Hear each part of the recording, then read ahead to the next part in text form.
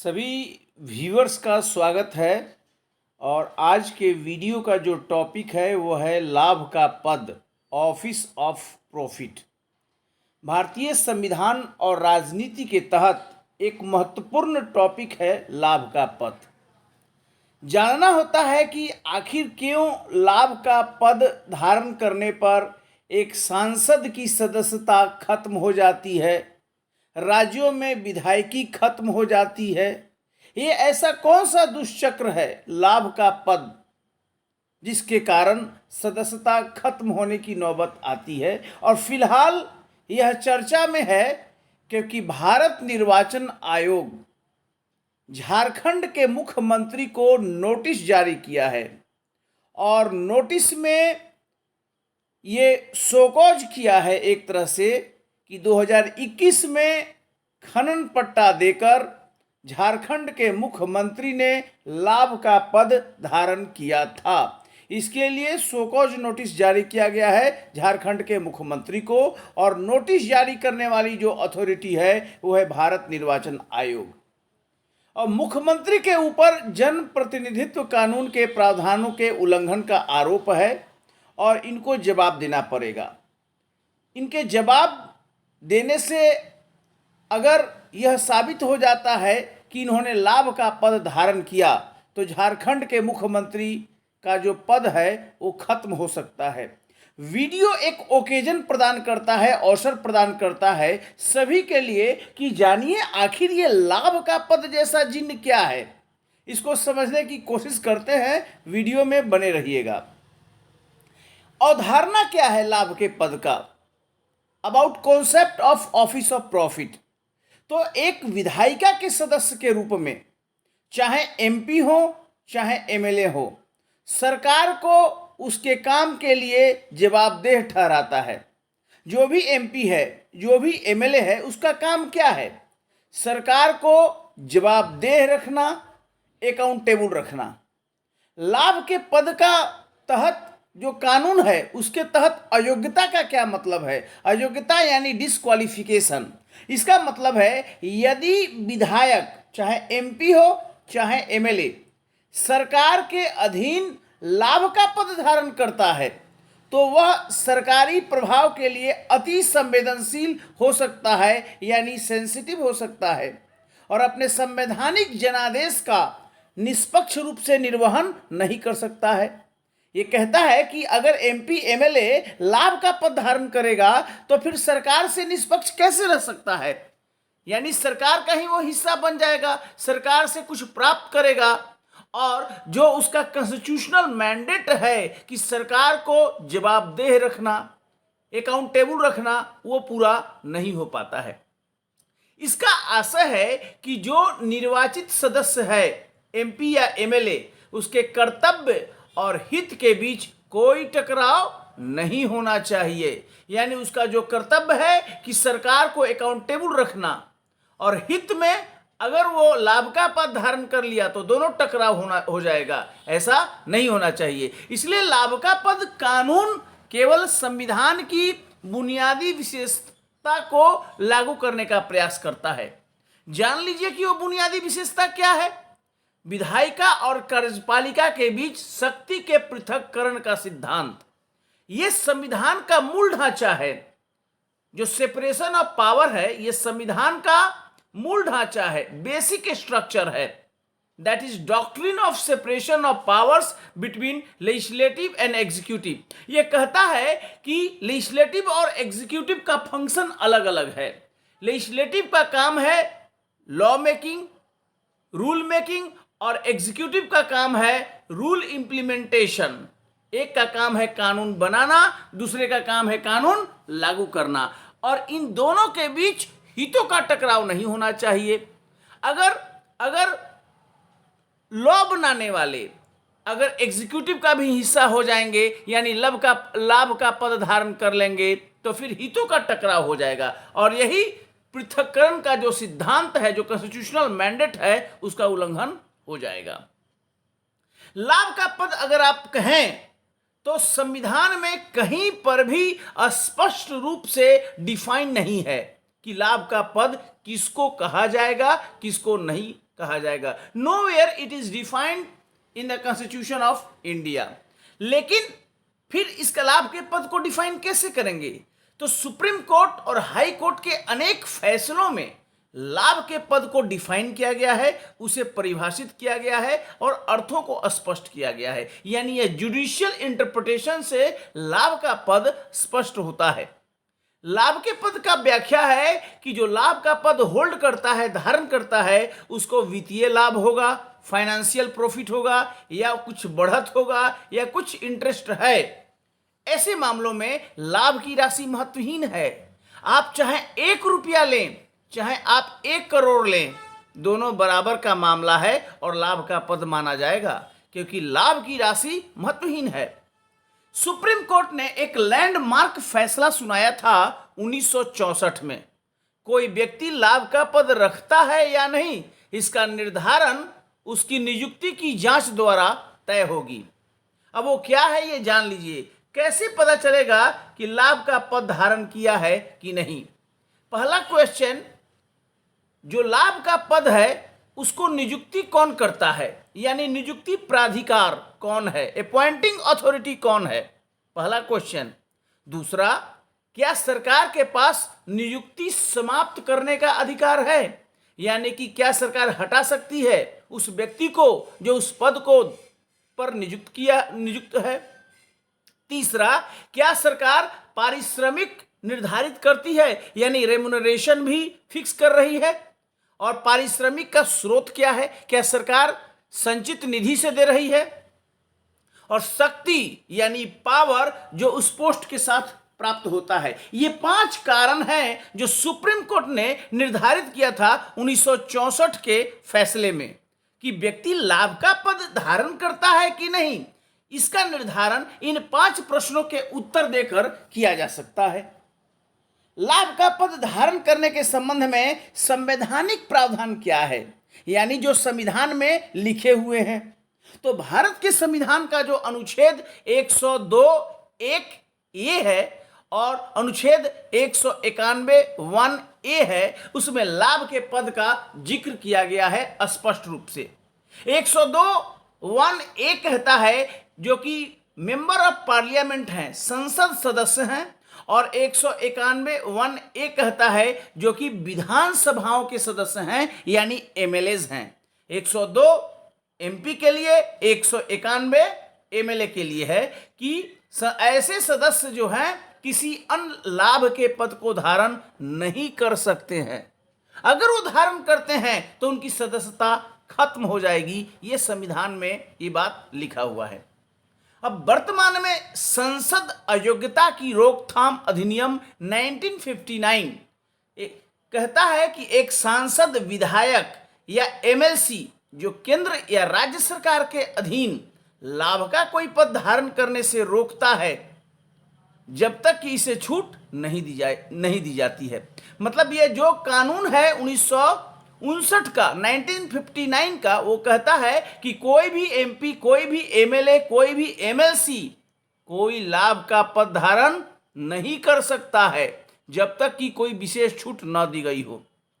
स्पष्ट करता है कि किसी व्यक्ति को केवल इस कारण से भारत सरकार या राज्य सरकार के अधीन लाभ का पद धारण करने वाला नहीं माना जाएगा कि वह एक मंत्री है। अब ध्यान दीजिए, अगर भारत सरकार में कोई मंत्री है या राज्य सरकार में कोई मंत्री है, मंत्री लाभ के पद में नहीं आता है, मंत्री लाभ के पद में नहीं आता है। यह स्पष्ट कर रहा है 1959 का जो कानून है। गवर्नर ये भी लाभ का पद नहीं माना जाता है, जो राज्यपाल होते हैं। राष्ट्रपति, उपराष्ट्रपति, ये संवैधानिक पोस्ट हैं, इसको भी लाभ के पद से मुक्ति दी गई है, छूट दी गई है। मंत्री हुआ, गवर्नर हुआ, राष्ट्रपति हुआ, उपराष्ट्रपति हुआ, ये लाभ का पद नहीं माना जाता है, क्योंकि इन पदों को छूट दी गई है संसद के द्वारा कानून बनाकर। संविधान का अनुच्छेद 102 और 191 भी किसी सांसद या विधायक को सरकारी पद को ग्रहण करने की अनुमति देते हैं यदि कानून के माध्यम से उन पदों को लाभ के पद से एक्सेप्शन दिया गया हो, मुक्ति दी गई हो। हाँ, अगर पार्लियामेंट का लॉ कहता है कि इस पद को आप होल्ड कीजिएगा तो लाभ का पद धारण करना नहीं माना जाएगा, तब आप धारण कर सकते हैं, तब सदस्यता नहीं जाएगी। लेकिन ये एक्सेप्शन, ये मुक्ति छूट केवल और केवल पार्लियामेंट के लॉ से मिलती है। संसद ने भी संसद अयोग्यता निवारण अधिनियम 1959 अधिनियमित किया है और उसमें उन पदों की सूची दी गई है जिन्हें लाभ के पद से बाहर रखा गया है। यानी उन पदों को कोई अगर धारण करता है तो यह माना जाएगा कि वह लाभ का पद धारण नहीं कर रहा है। संसद ने समय समय पर इस सूची में विस्तार भी किया है। अब भारतीय संविधान का अनुच्छेद 103 क्या कहता है? मान लीजिए कि कोई लाभ का पद धारण किया है या नहीं किया है, कौन तय करेगा? यह इंपॉर्टेंट प्रश्न है। यह प्रश्न उठता है कि संसद के किसी सदन का कोई सदस्य अनुच्छेद 102 के खंड 1 में उल्लेखित किसी निर्हरता से ग्रस्त हो गया है, यानी लाभ का पद धारण कर लिया है, किया है या नहीं, यह कौन करेगा? यह प्रश्न राष्ट्रपति के विचार विमर्श के लिए भेजा जाएगा। अब राष्ट्रपति क्या करेगा? क्या स्वयं फैसला करेगा कि कोई एमपी जो है लाभ का पद धारण कर लिया है 102 के तहत? जी नहीं, अकेला राष्ट्रपति ऐसा नहीं करेगा। अनुच्छेद 103 का दूसरी बात, ऐसे प्रश्न पर निर्णय करने से पहले राष्ट्रपति निर्वाचन आयोग का राय लेगा। जो दिल्ली में है भारत निर्वाचन आयोग, उसका एडवाइस लेगा और उसकी राय के अनुसार ही कार्य करेगा। अर्थात निर्वाचन आयोग की राय राष्ट्रपति के लिए बाध्यकारी होगी। सीधा सा मतलब है 103 कहता है कि अगर कोई मेंबर ऑफ पार्लियामेंट लाभ का पद धारण करता है तो यह मामला राष्ट्रपति के पास जाएगा। राष्ट्रपति निर्वाचन आयोग से सलाह लेगा और उस सलाह के अनुसार वो कार्य करेगा, चाहे वो मामला पॉजिटिव निकले चाहे निगेटिव निकले। ये 103 में प्रावधान किया गया है संविधान के अनुच्छेद 103 में। सुप्रीम कोर्ट का भी कुछ बात आप देख सकते हैं। सर्वोच्च न्यायालय के 3 निर्णयों के मद्देनजर जन प्रतिनिधित्व अधिनियम 1951 की धारा 9A के तहत सीएम को अयोग्य घोषित किया जा सकता है। अब मामला झारखंड के मुख्यमंत्री को नोटिस दिया गया है। मैंने शुरू में ही बताया कि लाभ का पद चर्चा में क्यों है, क्योंकि झारखंड के सीएम को इलेक्शन कमीशन ऑफ इंडिया ने शोकॉज नोटिस जारी किया है। अब ये नोटिस के तहत सुप्रीम कोर्ट का जो निर्णय है उसके तहत जन प्रतिनिधित्व अधिनियम यानी रिप्रेजेंटेशन ऑफ पीपुल्स एक्ट 1951 की धारा 9A के तहत सीएम को डिस्क्वालीफाई किया जा सकता है, यानी कि उनका जो एमएलएशिप है, विधायकी है, वो खत्म हो सकती है। इस धारा के तहत माल की आपूर्ति या सरकार द्वारा किए गए किसी भी कार्य के निष्पादन के लिए अनुबंध करना यानी कॉन्ट्रैक्ट करना शामिल है। 1964 में सीवी के राव बनाम डीवी राव के मामले में सुप्रीम कोर्ट ने माना कि एक खनन पट्टा माल की आपूर्ति के अनुबंध की राशि नहीं है। तो यह इंपॉर्टेंट बात है। 2001 में करतार सिंह भड़ाना बनाम हरि सिंह नलवा और अन्य के मामले में सुप्रीम कोर्ट ने क्या कहा? कोर्ट ने कहा 3 न्यायाधीशों की पीठ ने स्पष्ट किया कि खनन पट्टा सरकार द्वारा किए गए कार्य के निष्पादन की राशि नहीं है। ये देखना होगा। यदि मुख्यमंत्री को किसी प्राधिकारी द्वारा अयोग्य घोषित किया जाता है तो भी मुख्यमंत्री हाईकोर्ट में चुनौती दे सकते हैं और यह निर्णय सर्वोच्च न्यायालय के आदेश के अनुसार 4 माह के अंदर हाईकोर्ट को सुनना होगा।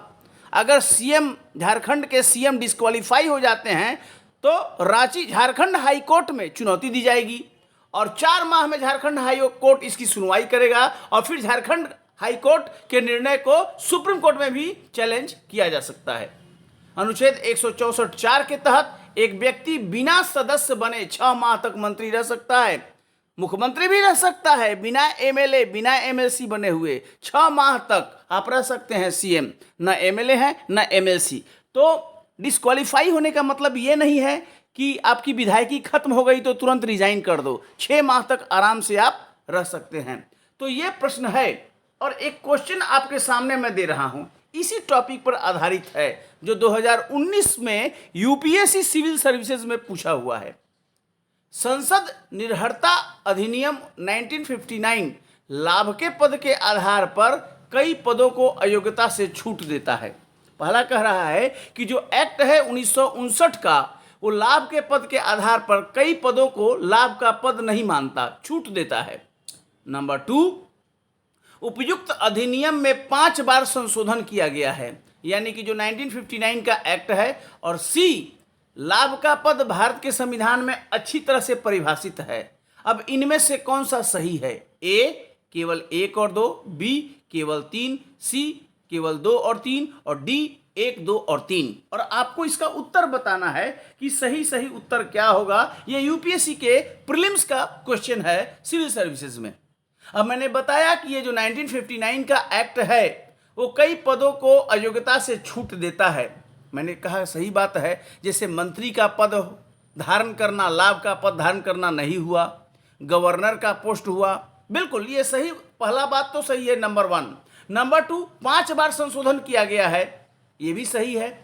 और लाभ का पद भारत के संविधान में अच्छी तरह परिभाषित है। मैंने पहले ही कहा लाभ का पद संविधान में जिक्र है, लेकिन कहीं पर भी परिभाषित नहीं किया गया है, तो 3 गलत है, यानी 1 और 2 सही है। तो ए होगा 1 केवल 1 और केवल 2, 3 नहीं।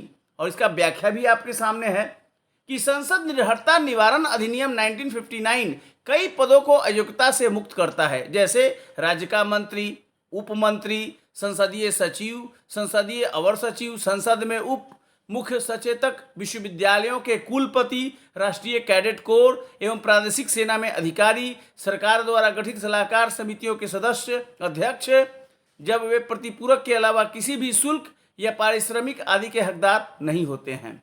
बहुत छूट दिया गया है। इस अधिनियम को 5 बार संशोधित किया गया है। बनाता तो 59 में था, 1959 में, 1960, 1992, 1993, 2006, 2013 में संशोधन किया गया है, ये भी सही है। और संविधान में लाभ का पद परिभाषित नहीं है, ये जुडिशियल व्याख्या में आया है, न्यायिक व्याख्या में आया है, तो ये कथन 3 सही नहीं है। तो विकल्प ए सही है, केवल 1 और 2।